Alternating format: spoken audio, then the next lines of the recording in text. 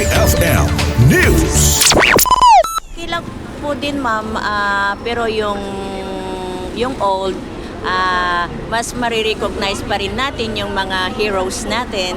So, maganda rin yung bago ngayon.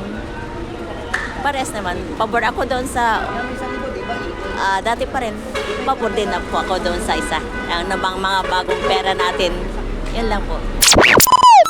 Good para walang bias sa mga sa mga politiko. Kasi hindi na tao yung inano.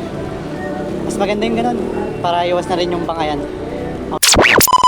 Okay, terus marakap ni may dati, may bayani. Akin sa Pre,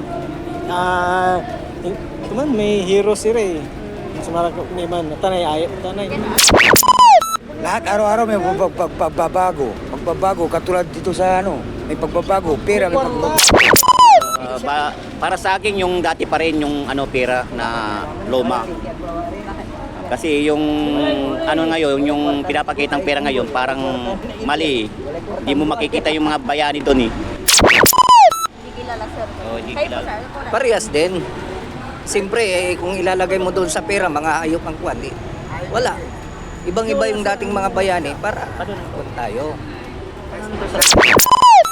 Parehas lang po ma'am. Bakit po sir? Kasi yung bago kasi marami na namang panibago na maraming bawal tupin, ganyan. Yun yung isa na naman na mas maganda na yung dati. Kasi pag bagong labas, madami pang arte na bawal kusutin, ganyan, na matutupin ng ganyan.